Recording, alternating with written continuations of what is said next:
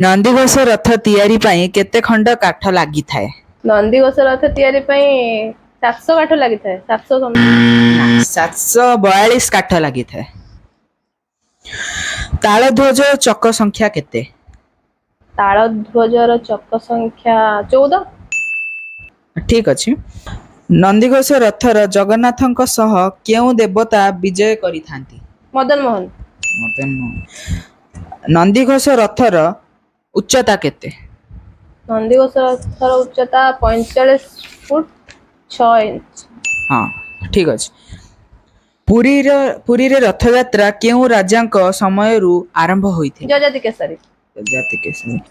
Nandighosh rather केउ रंग र ओ केतोटी घोड़ा थाए? नंदीघोष रथरे 4टा घोड़ा थाए धला रंगर। आ तांको नाम? तांको नाम शंख, श्वेत